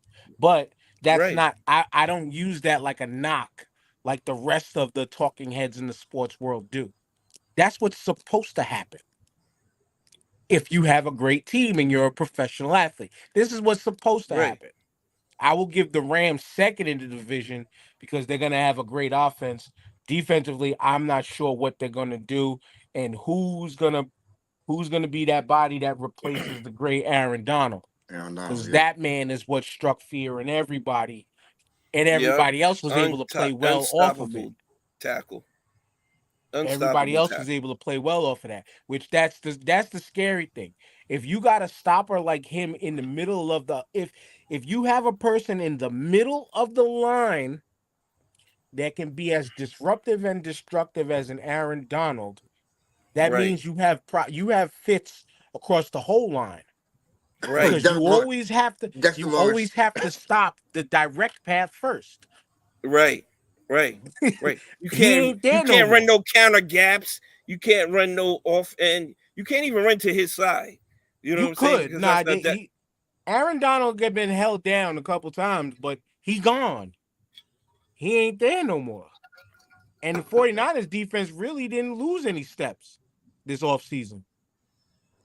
And then, like Tyrone said, who cares? You could flip a coin between Seattle and Arizona. Arizona's gonna make a little bit of noise, but they're gonna end up in last place. So I'll put Seattle by default and Geno Smith in third place. Oh. Yeah, nah, man. The road to the Super Bowl still goes through the road to the NFC recipient of the Super Bowl goes through San Francisco still. You know what I'm saying? Like you pretty much said, man. They haven't lost a step. They still have the best weapons, maybe outside of Philly, as far as in the backfield and wide receiver core. So yeah, I'm still Wait a going minute, with you forgot about their tight end, Greg Kittle? And Greg Kittle. He's up there with Kelsey. He's up there with Travis Kelsey, dude. Yeah. If he can stay healthy also, though. Yeah. Man, Debo's the fucking Swiss Army knife for that offense. Yeah, you can line him up anyway. Exactly. Yep. Yeah. So I'm still going with San Francisco, man. Then after that, the Rams. Then Seattle. Then Arizona. TJC, he said I never said personally. I never said the road to the Super Bowl goes through San Francisco. I don't believe that. As a Philly fan, you shouldn't. No, but as a Let's go to the videotape. As a realist this season, I don't believe that. If I believed it, I would agree with I don't think that they're the road to the Super Bowl right now. So go through Philadelphia then. See? Go ahead, TJ. Go See? ahead, TJ. See? I got San Fran at the top for what you all mentioned before. Brock Purdy doesn't scare anybody. His weapons scare everybody. All right. That's a fact. These guys are running past people open. So Brock Purdy, all he has to do is get the ball there. It's fucking easy. And then when he turns around, he has it to one of the best white running backs of all time, probably ever at this point, in Christian McCaffrey, who is a fucking monster. He is a fucking monster. You know what I'm saying? The last white running back I remember that was really good was John Riggins. And we go in deep into the archives for that one. That was early mid to late Mike 80s. Allstott. Mike Allstott, but was he really a running back? Running No. back He was more of a slash fullback. fullback. He carried a bulk of the load, pause, but he did a little bit of everything. Well, Yeah, Hall he of did. Fame. He Mike did. Allstott was a beast. Yeah. But you didn't want to meet Mike Allstott running downhill either. You know what I'm saying? He was the only fullback I knew that wore a linebacker's neck roll on his pants. You catch He him looked down, like man, a you monster. was liable to get a separated Side shoulder. note, funny. I was actually watching a video about that like a week or two ago on YouTube because I even thought the question like, what happened to the neck roll? Yeah, But I they asked became- that a couple of weeks ago. But they became pointless though. They honestly have became pointless. Really? Yeah. Yeah. I think you're saying um, that they come out they have better equipment now. Yeah, I think the way that the person broke, it's mainly because of better equipment. But Better the shoulder person who did- pads? the person who did the breakdown about it, I think showed I think there's a couple players that still wear something like a neck roll. Yeah. But I believe But, Brian it's that Cox collar they broke have in his the neck. back now, right? Don't they have a the collar cowboy now? collar shit. The cowboy It's like collar, right and then on that your- one It's that that one that one was like piece a that goes straight up your neck, right? yeah, that was the one Brian Cox wore, which I think he hurt his neck while wearing that or whatever. And, and I forgot. I'll have to share y'all the link. I'll go back and find it, and I'll share y'all the link after the show. But anyway, back to you and your prediction. My bad. No, so I got San Fran at the top. Like I said, Purdy doesn't scare anybody, but his weapons do, and his weapons make his job kind of easy. And the defense he has, he knows they'll at least keep him in the game if he does something stupid like a costly turnover here or there. They're going to keep him in the game. So with that being said, San Fran is that team to beat out there. The Chargers are good. They just don't have the defense, I think, that stacks up with San Fran's. I don't think the Well, Chargers since defense we- scares anybody. The Rams. I think Since you jumped, Rams- I mean the Rams. jumped I'm to sorry. the other division. Yeah. I don't We'll think go the there. Rams defense scares anybody. I think their offense does, but with the Rams, it'll be the first team to 40 wins, probably like that. You know what I'm saying? Because I don't think their defense is going to be stopping nosebleeds this season. So, like I said, Aaron Donald made that secondary good because he was putting pressure on the quarterback at all times, and you had to put an extra man in a counter. So your secondary didn't have to be elite. You know what I'm saying? So, yeah. As far as this is the first year Pete Carroll's not coaching, right? This Seahawks I is going think with so. a new guy. New guy, yeah, new guy, third place. Because once Kyler Murray gets hurt again, the Cardinals will be the gunner of the NFC North. Yeah, West. Marvin Harrison Jr., the new rookie over there. He ain't gonna be enough. I think he's gonna Nope. have a great career like his daddy did, but Yep. it ain't gonna be enough. He might have to find a new team after his rookie deal is done. But TJ mentioned the Chargers, so let's just keep it in the AFC West. Where we going, TJ? Right back around to you. AFC West. Who's that? The Chargers. Who's that? Chiefs. New Orleans is in the West? The Chiefs? No. Raiders, Broncos, and the Chiefs. And the Chiefs. Oh, Raiders, Broncos, Chiefs. Raiders, Broncos, Chiefs. Well, the Chiefs own that division. Period.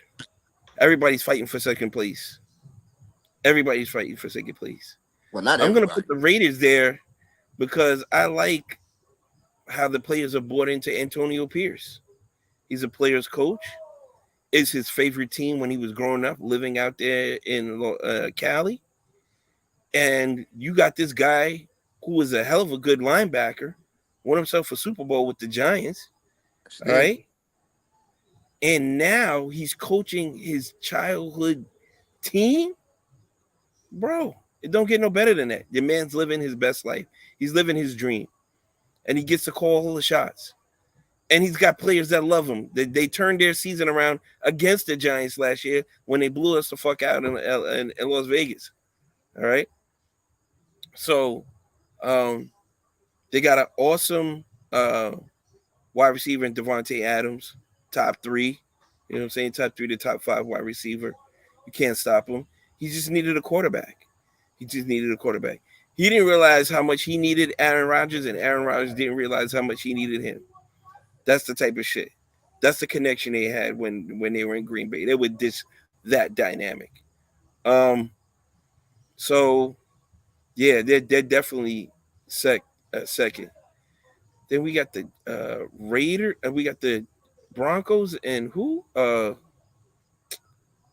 Chargers. Broncos and Chargers. That for me is the coin flip. Maybe the Chargers finish third. The Broncos got a rookie quarterback, I think, this year. Broncos had a rookie quarterback. That rookie quarterback, J.J. McCarthy, is already out for the season. He's out for the season. Yeah, it's not looking good for them. No, It's not looking good for them. They're definitely at the bottom of the division. They're not scaring nobody. So yeah, the Chargers. Broncos got. They got Bo Nix. Yeah. Oh, J.J. McCarthy was the Vikings. No, J.J. McCarthy was the Vikings. Right, my bad. You're right. And I'm Sam sorry about that. Darnold is now going to be throwing to Justin Jefferson. Everybody in the fantasy leagues are saying Justin Jefferson is quarterback proof. I don't know why they didn't say that about Garrett Wilson when Sam Darnold was throwing to him at the Jets, and he's considered a top 10 wide receiver. You know what I'm saying? So I don't know. Bo Nix, he might be an upstart, but I don't see the Broncos winning like 9-10 games. I just don't see that. That's crazy to me. The Chargers can win 10 games, the Broncos can't. I'm going the same path as you. It's the Chiefs division to lose. The Raiders are gonna be much better than they were a season ago. They're gonna be a feel-good story. The Chargers and John Harbaugh, it's gonna be a rough start to that new venture for him. And then the Broncos are gonna be. They're not gonna be there. They're gonna be one of the worst teams in the league, I think, possibly. Tyrone? Absolutely. Okay, we're just gonna put the Chiefs up there and just lead them out because they're gonna win the division. I think the Raiders are gonna be terrible, dude. I don't have no faith in no Gardner Minshew. Wow. Gardner Minshew is not gonna be good at all. The Raiders are gonna be at the bottom of this division. I think that Bo Nix is decent. I think he's going to have fun his rookie season. I think the Broncos are going to do a little bit of something. But the Chargers are going to be significantly better with Harbaugh at the helm. They got a decent quarterback. He's a great quarterback. He just can't, he just was in a bad situation. So I think the Chargers are going to be second. I think the Broncos are going to be third. And I think the Raiders. You putting the Raiders last? I think the Ravens win 6 games, dude. I don't think they're going to be good at all. I don't have no. Gardner Minshew is not the goal over there. Devontae Adams is going to be frustrated by probably like week 3 or 4. That's going to be a mess. The Raiders are going to be a fucking disaster to me. So I'm going Chiefs, Chargers, Broncos, and then the Raiders late. So, Tyrone just made all of his picks once again off quarterbacks. Are you going the same? I am. Yeah, pretty much. I got Chiefs number 1. I got Chargers number 2. I think Harbaugh. This is his second time around, so it's not going to be brand new for him. He's done this before. So I have them number 2. I have the Raiders and the Broncos. You know, Sean Payton has shown us a lot. I mean, I know his last couple of years in Denver hasn't, you know, Sean they Payton wasn't hasn't shown us anything. hasn't shown us anything, and maybe it's because of Russell Wilson. You know, maybe not. So I have the Broncos. I'm edging the Broncos a little bit over the Raiders. You know, Wow. the Raiders. Good luck. You know, and I love Antonio Pierce, but like Tyrone said, man, Gardner Minshew. I don't know. I don't know. Sleep if you want. Word. But we got 3 divisions left. And we already did one half of the North. So let's go do the other half of the North. And we'll leave the shitty South for last, both sides. NFC North. We got them Packers who are looking very, very different. I mean, they look like they did their normal take a year off and then turn shit back up. We got a new look Chicago Bears with Caleb Williams, and so far their preseason has been looking all right. We got the Minnesota Vikings, which, I mean, the Vikings going Viking. Take that how you will. They're either going to be in the playoffs or they're not. And then we got the team that, to me, is going to fight either for first or second place in this division, and that's Dan Campbell's Detroit Lions. And this is, I hate to do this because I love Detroit. I really do. Even when they were shit, I always loved Detroit. But the Green Bay Packers are going to actually win this division.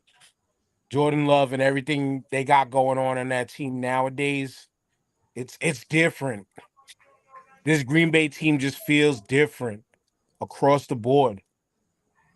But they're gonna only be one game better than the Detroit Lions. Caleb Williams is going to be at the bottom of the division with the Chicago Bears. And Minnesota is going to have either a 9-7 or 7-9 season, playing spoiler to a lot of different teams. That's how I see the North lining up. Oh, yeah, I agree with you. Detroit, I feel as though Detroit is not fooling anybody. They're not going to fool anybody this year. Having said that, man, they're still going to make another run to the playoffs. I like that point, but Dan Campbell it don't even matter if he's fooling you or not. He got that team ready to come punch you right in the face. Yeah. Mm-hmm. And you know, and it's exciting to the eye to watch Detroit. I mean, I enjoyed the couple of times they were on prime time. I enjoyed watching them. You know, but are they better than? Are they going to be better than Green Bay? Are they going to win that division? You know, it's up there. I think it's a toss up, man. I mean, I have them slightly better than Green Bay. After that, Minnesota third, and Caleb Williams, man, he guys to show me a little bit more. You know, preseason is preseason. So I have Chicago last. Tyrone? Yeah, I just can't. The Lions are a team for me that only get one good season per decade or something. So I can't. I'm like, they had the chance last year. They're gonna regress to me. I feel like it. So I'm just saying that the Packers look like they're going up. The Lions, to me, seem like they're going down. So I'm going to give the Packers the division. I have the Lions making the playoffs as the last wild card team, so I'm going to have them second. And I think the Bears are going to be better than the Vikings. I think the Bears are going to win probably about 7 games. I think the Vikings are probably going to win like 6 games. I don't see where the Vikings are going to be. 9 games for the Vikings seems ridiculous to say to me. So I'm going with the Packers, the Lions, the Bears, and the Vikings are going to be last. Yeah, well, you know what it is? It's just the Vikings. Like I said, the Vikings going Viking. It's either they're going to be all world beaters, or they're going to be right there just flip flopping. Now with the loss of their rookie quarterback, which they were very high on, they already named him the starter and all that. That could be a big deal, but they have somebody with experience back there at quarterback. They got one of the best wide receivers in the game, in the game's history too. Defensively, it's always they either hold their own or they slowly get the brakes beat off of them. You know what I'm saying? But to his point, TJ, about Detroit, and then you make your picks. Like Detroit actually has been on a slow, steady climb upward. Last year they kind of snuck up on teams, but snuck up on them in like, "Hi, we're here now." Boom. Like I said, I like the analogy of get punched in the mouth because they just went straight and punched teams in the mouth. But their trajectory over the past few years has just been a slow climb upward. It hasn't been the same old Detroit Lions of old. Yeah, so my thing is this is Detroit's division to lose this year. They have it on both sides of the ball. Everybody's bought in, and they know what it's like to lose an NFC championship game. When they were up on San Fran. That damn near the entire game. They blew their shot. So if anybody's hungry, it's going to be that team. They've got experience. They've got the war-torn battle stories going on. They got the scars to show it. They got a huge chip on their shoulder this year. Huge chip on their shoulder. They coming for everybody. Jordan Love, great quarterback. He's got good weapons when they're healthy. You know what I'm saying? The defense of Green Bay really doesn't scare anybody. I don't hear any big names coming out. They usually, besides the Steelers, are the linebacker factory of the NFL. They usually got a solid linebacker that's racking up double-digit sacks. I don't see that this year. The secondary should be good from what I've heard. It's for Green Bay to catch up to Detroit, not for Detroit to catch up to Green Bay. So that's where I'm going to put it at. I'm going to go along with Dan's point with the Vikings finishing in third because Caleb Williams is Caleb Williams. He's a rookie. Preseason is preseason. Preseason is not regular season speed. You know what I'm saying? It's a different thing when teams are collectively trying to target you, just you. They don't give a shit about your wide receivers. They don't give a shit about your running backs. They're coming after you. And you got to learn to get used to dealing with that type of pressure. And that's going to take a few games, if not a whole year. So if they win 6 to 8 games, that'll be a plus for Chicago. They'll take that. They'll take that in a heartbeat because if you won 6 to 8 games this year, it's only going to be better next year because he's going to be experienced now. And then probably if Chicago does like they do, they'll build and construct a team around him. Chicago's been ass because that's all they had is ass playing. So it was no big deal. So maybe they'll start caring this year that they got a number one quarterback. So that's how I see the division playing out. The Lions, Green Bay, Minnesota was dealt a really messed up hand with McCarthy going down. I think they could have won some real games, but this is the year we'll find out if Justin Jefferson is quarterback proof and still get maybe 1,200 yards receiving and maybe 8 or 9 touchdowns. But Sam Darnold is Sam Darnold. You already seen him with a good offensive line in front of him. So you have that. And Caleb Williams is going to be Caleb Williams. It says Sam Darnold. And like Tyrone's boy I mentioned before, Kirk Cousins is Kirk Cousins. But this Atlanta Falcons team, they added a lot of new pieces on that offense, along with him at quarterback, along with Michael Penix as a backup, which I haven't seen much of their preseason to know what he's been doing. The Saints, it's the Saints. Who else do we have in that division? Why am I drawing a blank? The Bucks and the Panthers. The Bucks and the Panthers. It's just the Panthers is going to be last place. There's no ifs, ands, or buts about that. We can put. Uh-oh. You last place.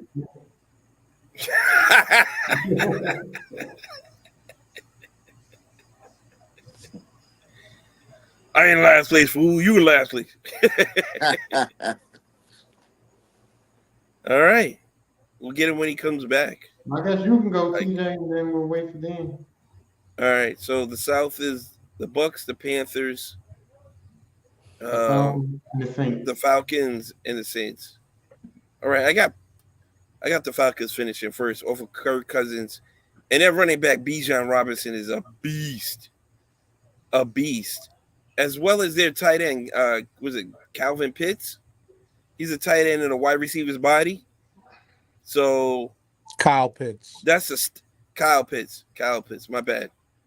So you got Pitts, you got Bijan Robinson, you got Kirk Cousins.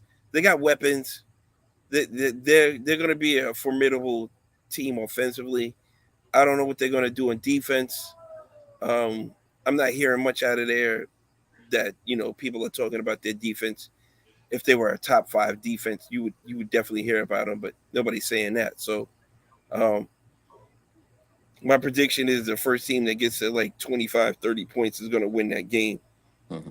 And you can win a lot of those games with Kirk Cousins as your quarterback. And maybe Penix comes in at the end of a few, maybe 1 or 2 blowouts if your team's up by 2 touchdowns. With like 4 minutes to go, they throw Penix in there to get some burn or some shit like that. But, yeah, it's them at the top. I don't know what happened to New Orleans. They just fell off. They have really no quarterback. I think Garoppolo's the quarterback down there, right? And he's good for 2 and a half. Not Garoppolo. Carr is the quarterback there.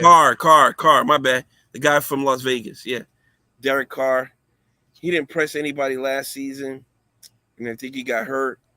The wide receivers are going to be disappointed again this season. Your man throws a lot of interceptions. Like game drive killing interceptions. It's sad because Alvin Kamara really never got to sniff that chip. I don't think he got a chip, right? Did he win a Super Bowl? No. Nah. So, I mean, that's a huge talent, but he's really on the down end of his career right now. And remember Michael Thomas, who's like a top 3 wide receiver in the league for like 4 years? Your man's not even signed now.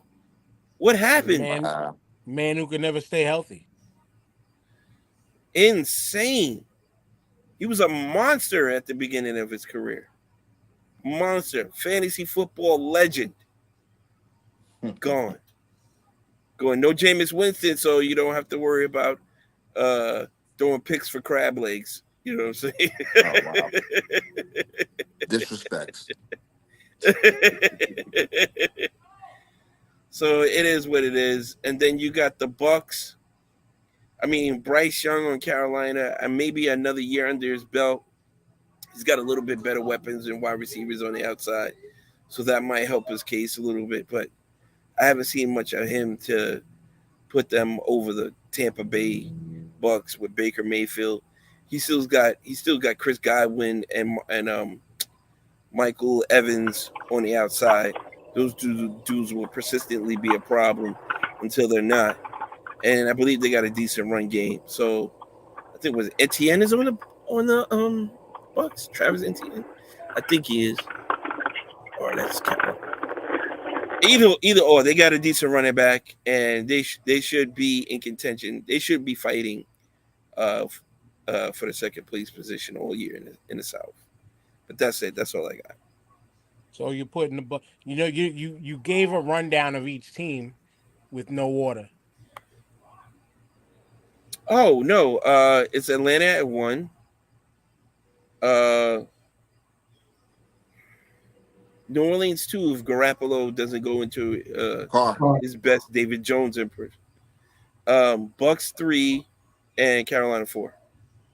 Oh, well, my bad. I got a phone call while I was trying to do mine. Like I said, Carolina's in the basement, worst team in the entire league this year.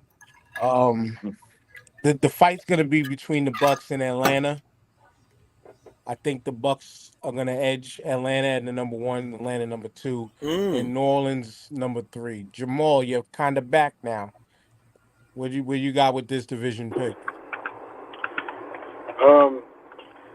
I don't know. This division seems like it's going to be a race to the bottom. But if I have to put it in order, I'm going to say Atlanta 1 because they probably have the most stable quarterback situation. Atlanta, Tampa Bay, I definitely think that the Panthers are going to be in the basement. I don't know. The bottom two may alternate between Carolina and New Orleans. I'm not thinking of New Orleans. Yeah, Saints. I don't know what's going on in any of those with those two organizations. Oh, and while they making their picks, Jamal, either your Bluetooth is either, I think it's on your car audio. It didn't sound like it's on It the is. headphone audio. All right, hold on. Change that in the thing. Go ahead, O. Yeah, I got Atlanta 1 and Tampa Bay 2. Mm-mm. Then after that, New Orleans and Carolina. Tyrone. I don't understand why people think the Bucks can compete for this division. Okay, so the Bucks won 9 games, Saints won 9 games, the Falcons won 7. So I feel like the Falcons and Kirk Cousins is good for 2 more wins, maybe 3. So the Falcons get to 9, 10 games right there. The Bucks got to 9 games last year squeaking. I mean, squeaking like a motherfucker. And they haven't really made that much improvement. So I don't see the Bucks winning 10 games. So I don't see whoever wins this division, whoever wins the South, is probably going to win with 10 or 11 games. No more than that. And that's the Falcons. Because they won 7 without Kirk Cousins. So I think Kirk Cousins is good for 2 more wins, maybe 3. Yes, so absolutely. I'm giving the Falcons maybe 10 wins. I don't see the Bucks getting 10 wins. They barely got to 9. They squeaked to 9 last season. They didn't make that much improvement. Who trusts Baker Mayfield? Nobody. So I'm saying the Falcons win that division. The Bucks squeak to 2nd place. The Saints, whatever. I mean, Carr could catch lightning in the bottom. He did have a good season in Las Vegas for 1 year. He did look good. Carr could become something. And we all know the Panthers are just, I don't even know why they're in the league, but, so I'm going with the Falcons and the Bucks. Damn. The Panthers should be in the college football playoff, right? Yeah, and the Panthers. But I didn't even say no records or nothing with this division because this is going to be the bargain basement of the NFL this year. This one is going to be the bargain basement of the NFL this year, and I just think though Kirk Cousins is a vast improvement for Atlanta, I still just think the Bucks have a more solid team across the board. But that's just personally, just across the board, I think they're more solid. I think they're gonna be gassed off of that beating my Eagles last year when we were fucking already on the historic downfall that we were on. But they're gonna be gassed and let them feel the way they want to feel. Whatever. Now we off to the last division and then we can get out of here. Nah, because I didn't feel a way because I picked the loss. I picked that loss last year.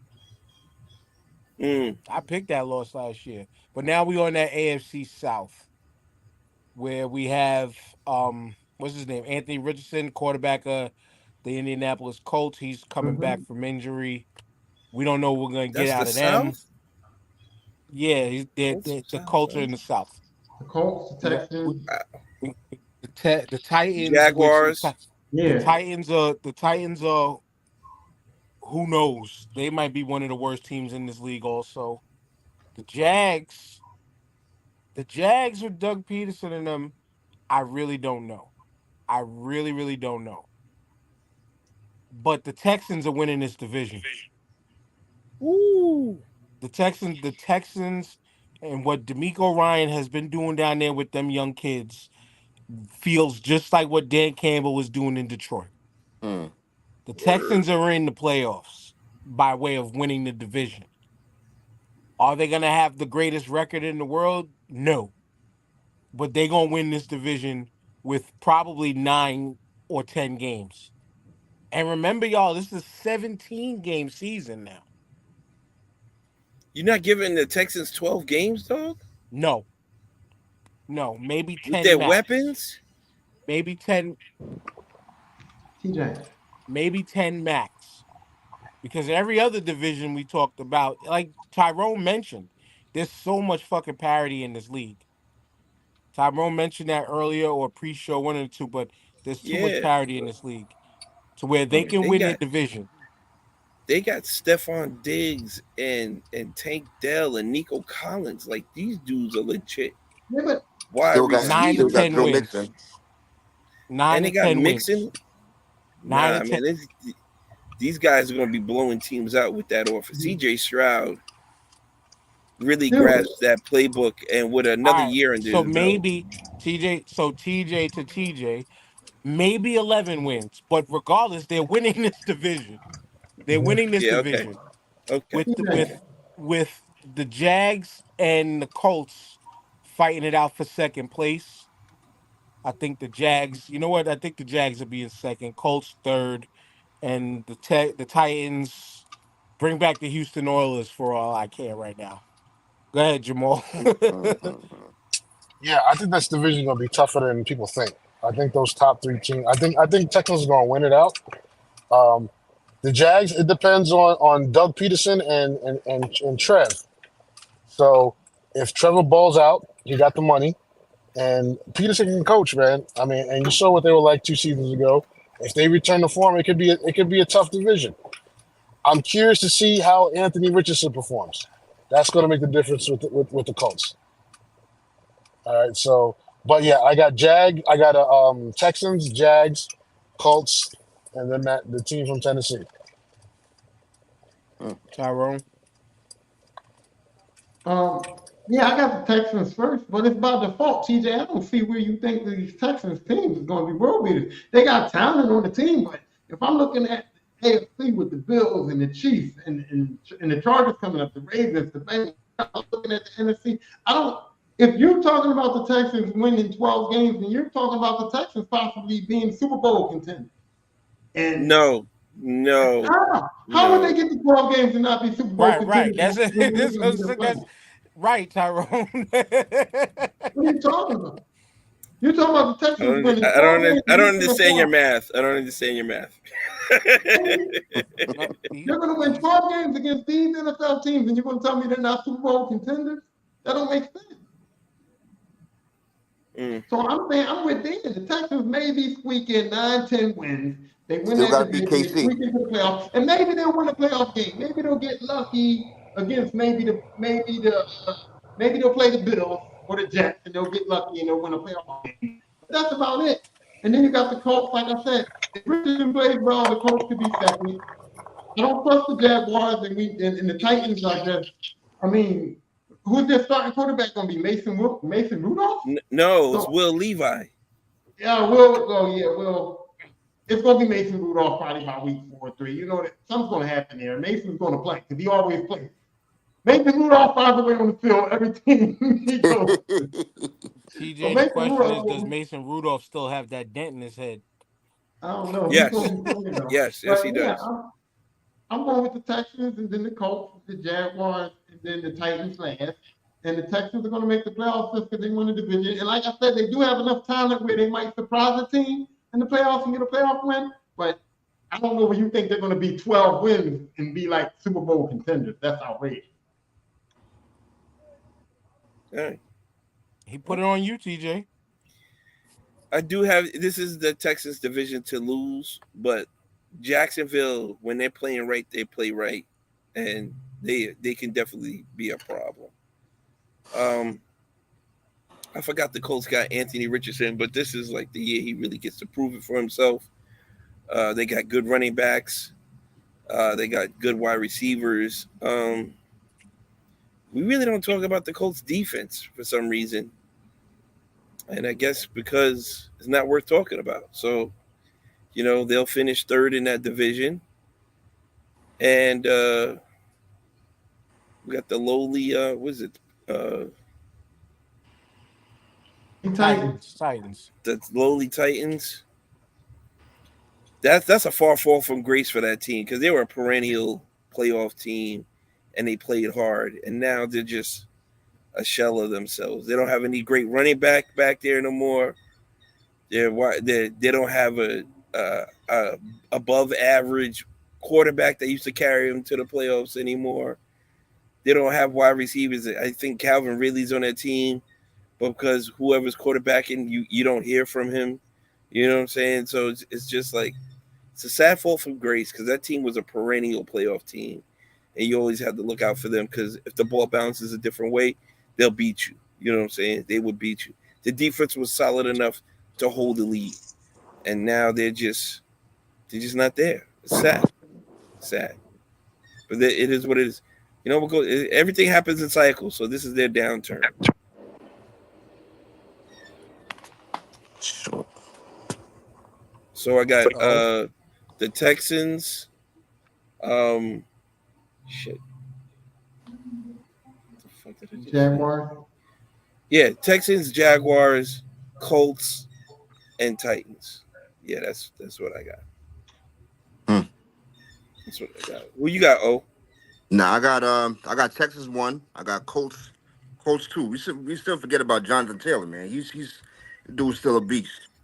You know what I'm saying? Yeah, I said they got good running backs. They do got good running backs, bro.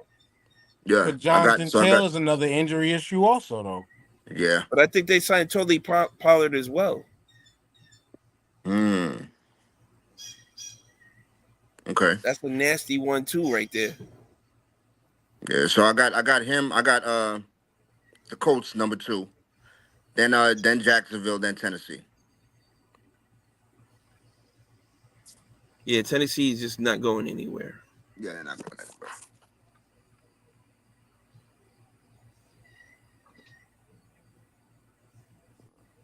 No, somebody said something. What up, Omega's son? You came into the show right when we're done.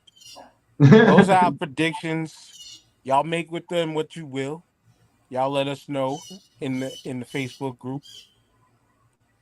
Who do you think is going to win each division? Who was bugging the most? Who do you think made the most accurate picks? Make your picks. Let us know in the group. Sure. Jamal, you were the last. No, O was the last one.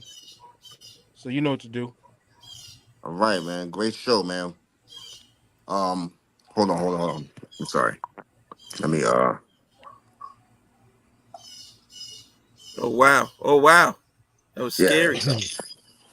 My fault. I was trying. I had to look at the standings while I was. Yeah, I was say you put your clothes back on for the end of the show. This nigga said, "Ooh, we talking about football. It's nipples out season." Damn, son. Yeah, man. Yo, great show, man. I enjoyed this, man. I should have had a pen and pad so I can write down everybody's picks, man, and talk shit during the season. But it's what it is. You know, I'm looking forward to the start of football season. Looking forward to next week, man. Shout out to the listeners. You know what I'm saying? Like Dan said, you know what I'm saying? Let it chime in. Let us know how you guys felt about our picks, and that's it, man. Pass it off to Jamal. Yo, good show. Shout out to the listeners, to Mayor, TJ Lisper, Big O. Glad to have you back from Canada. Peace to Ishtar. Peace to Disabled Planets. Shout out to Hooks Rub, and peace to Ill Magic. Quick question though: Did we pick Super Bowl favorites? Preseason Super Bowl favorites? Okay. No. All right. Cool. No. We saved that for when we actually get the playoff teams. Copy. All right, we'll throw it up to the brother that's right under the Hooks Rub sign. Yeah. Shout out to all you guys for being here. Except O, because he thinks that the Giants is going to be better than the Commanders. I ain't like that. So I'm taking him off my shout out list. You know what I'm saying? No, it's cool. But I'm just looking forward to the season. I'm looking forward to seeing what Jaden Daniels is going to do because, like I said before, I kind of want a franchise quarterback.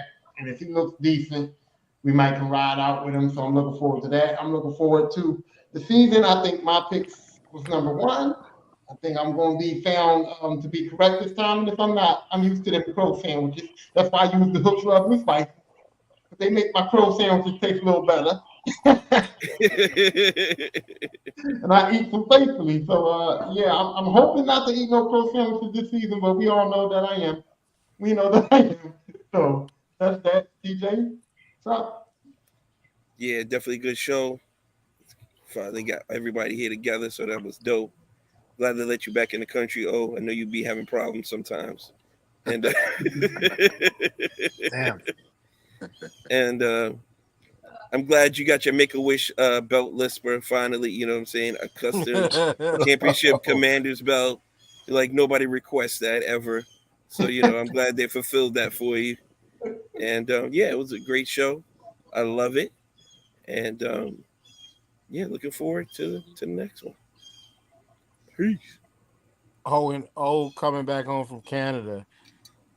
I'm tired of y'all thinking I'm from Nigeria. Let me in. Let me in. Nah, good show. Good set of predictions. Shout out to people. Well, I was able to reach out to one of them. He couldn't make it because of the time that we do the show. But shouts out to them. Shouts out to Curtis, who's in the comments now, talking about having watched football in the last 6 to 7 years. That's your loss. That's your loss. If it's still tied to It's the you if it's still problem. tied to Colin Kaepernick, that's your loss. But that's cool though. He said I did watch the Chiefs' first Super Bowl win. It reminded me the fix is still in. Actually, no. That Chiefs' first Super Bowl, they won that shit. Now maybe last year's Super Bowl, different story. But or the year before Super Bowl, different story. But nah, the fix wasn't in. But anyway, good show, y'all. Time to go watch All In. So we'll see y'all next week. I'll be watching that. Peace. Peace.